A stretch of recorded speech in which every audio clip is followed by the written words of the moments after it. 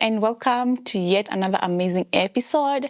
It's a beautiful month of August, and let me tell you, this month is going to be amazing. It's going to be real. It's going to be a month full of me being vulnerable, just telling you and putting you into just saying more about my life, because it's something that a lot of people have asked and I have declined from answering. But this month, I'm going to be telling you everything that you've been asking me about me, my personal life, and even divulging more information about me. So, karibu sana, welcome. And if this is your first time here, my name is Jacinta. I am a toxic relationship coach. I am a mom, and I am soon getting into other titles that I will tell you about in this month of August. So if you have not ever subscribed, or if you've never been in this channel before, this is the time for you to subscribe, to share these videos, and to feel welcome in this family of Jacinta Wangeshi. So karibu sana.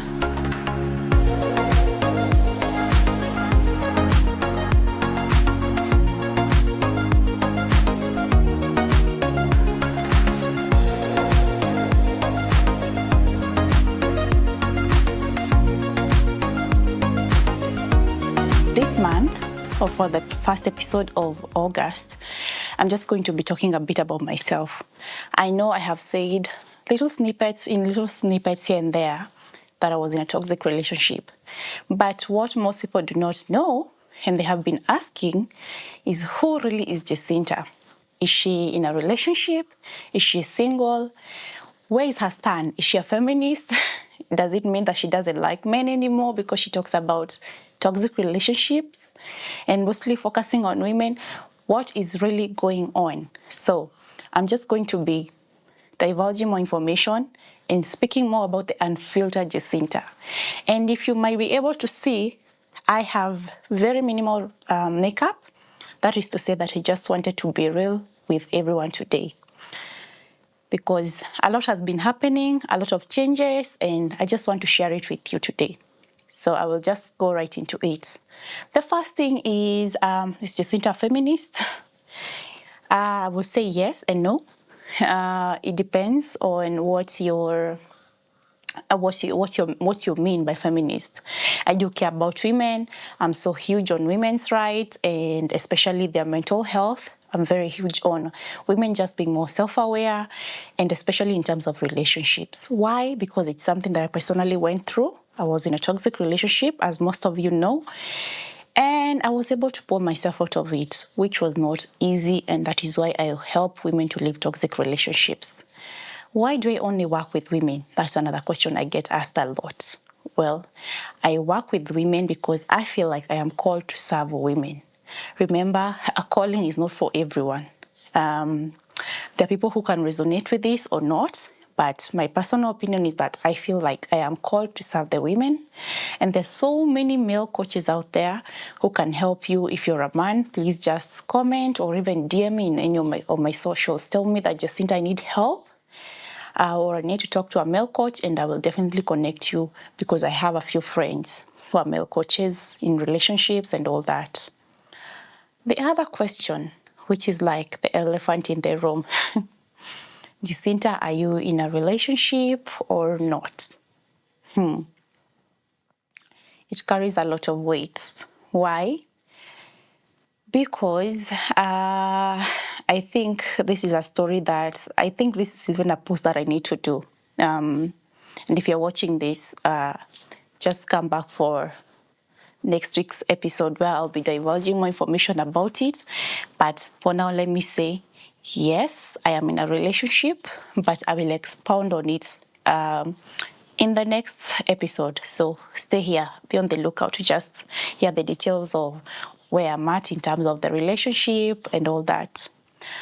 The other questions that I get asked personally or in my DMs is, Jacinta, do you hate men? I think that should be a question attached to the one that I've answered, to say, no, I have nothing against men.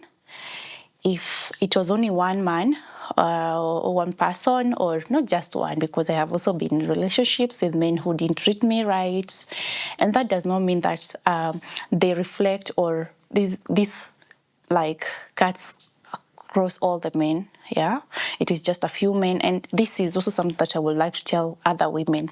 If you have been hurt by 1, 2, 3 men, it doesn't mean that it means that all men are bad. Don't classify them in one cluster, because everyone is an individual. And sometimes we just get into a space where we are attracting these wrong men, and rather than having to keep telling ourselves that it's the men who are bad, look at the X factor. What is the X factor?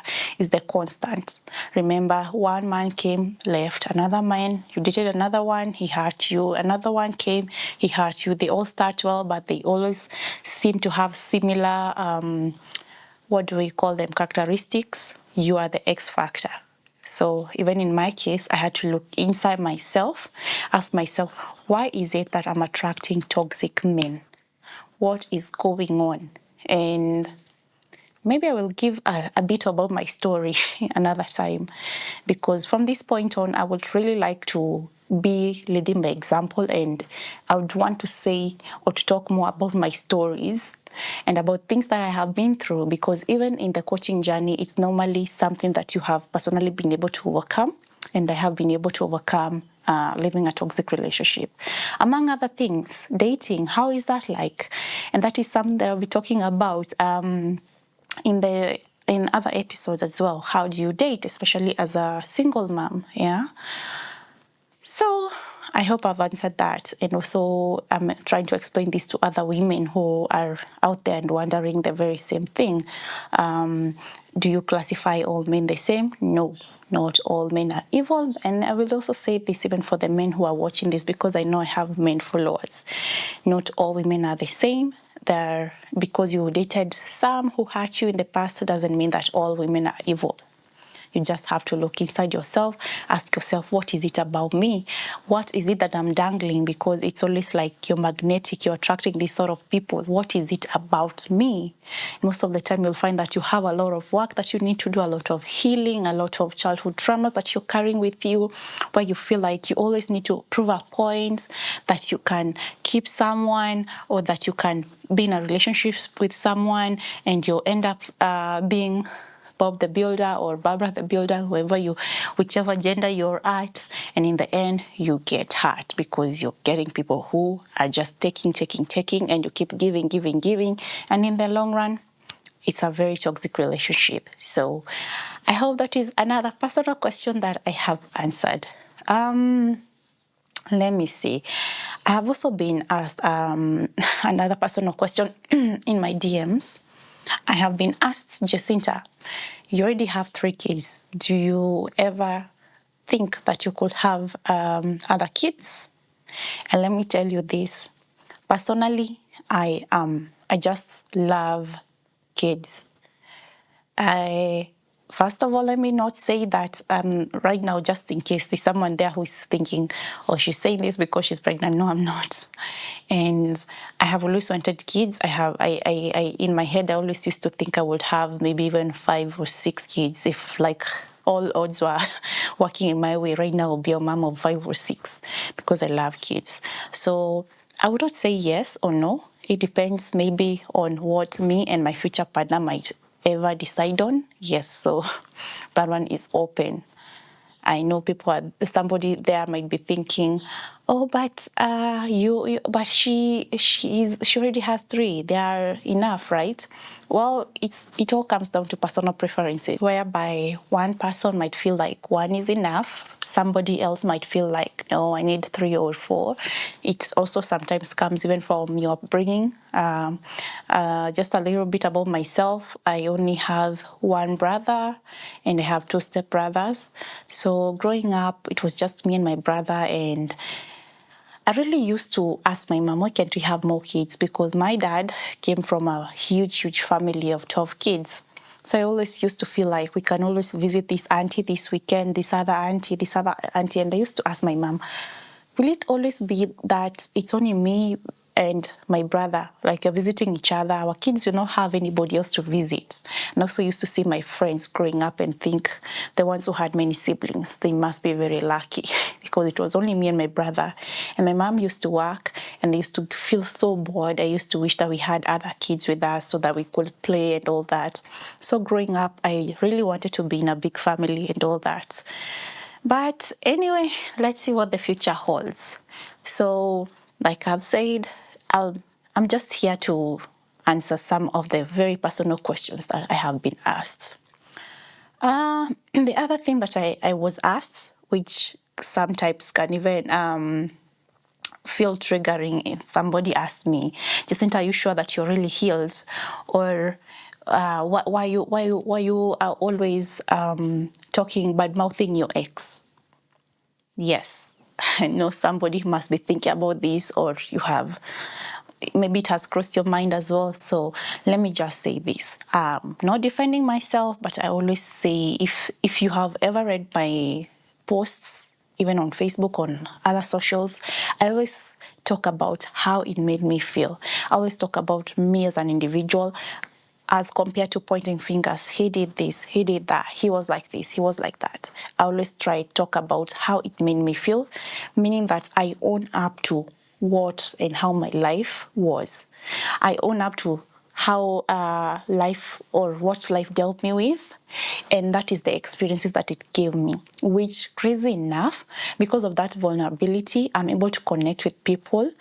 You might see me say something and you might be like, oh, I have also gone through that. Whereas when I try to generalize and say, oh, being in a toxic relationship is like this, personally, even myself, I would feel like that is AI generated. But if I ever come across somebody who's giving me their story and saying, hey, this and this is how I felt, this is what I was going through, then I'll be like, oh, okay. So it's true, somebody else has gone through it and they are here in this position. So this is why I talk about it, and I do not say it to shame anyone or to play victim like somebody has told me somewhere in the past.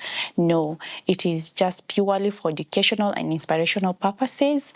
And I wish that we would one day get into that position where it's not so hard to share about ourselves, where we can come out clean, we can save ourselves a lot of heartache and also save other people the problem. It is not even about warning others. It is just about telling someone, hey, I have been down this road, the one that you're walking through, and this is how I was able to overcome it, or even this is how I was able to avoid this, how you can avoid it, yeah?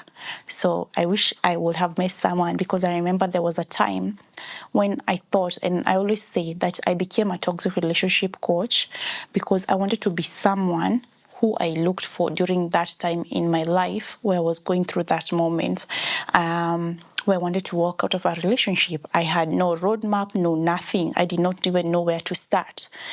Thank God that I met my therapist and she was able to hold my hand, though it was in terms of my emotional well-being and my mental well-being, but it still was not enough. There were steps that I personally wish that somebody, not just a relationship coach who tells you to stay in a relationship, but a toxic relationship coach who tells you, hey, it's time to wake up and live. That is the point where I was at, and this is why I became someone that I was looking for dearly at that particular moment. So I hope that answers the question. Yeah.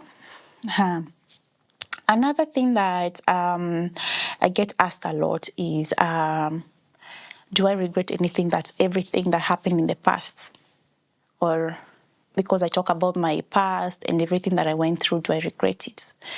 And let me just say that I really don't regret anything that I went through in the past. Why?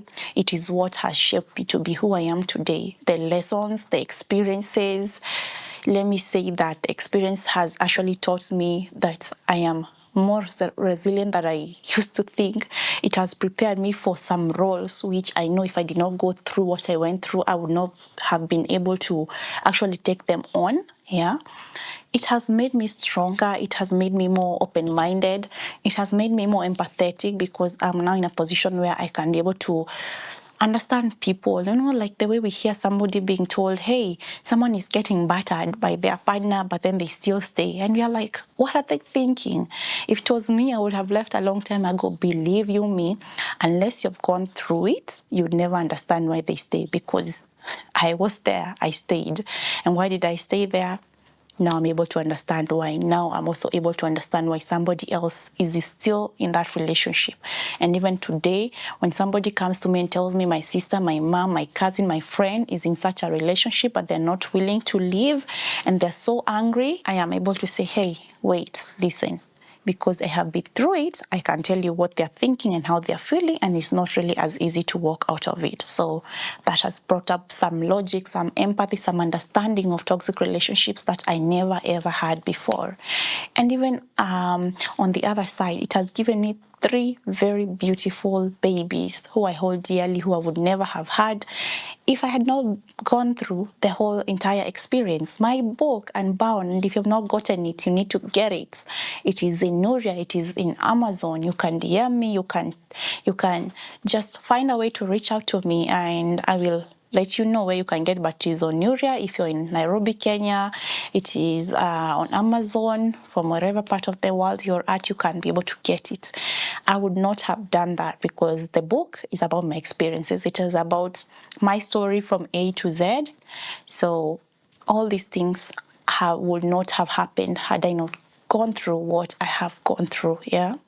So I'll be answering more of these questions as they come, the uncomfortable questions that you ask me. So please keep them coming. DM me, comment down below. Let me know how can we make these experiences better. Where you at? Does this channel does it create an impact in your life? Does it inspire you? Because that is the whole aim of doing this. Yeah.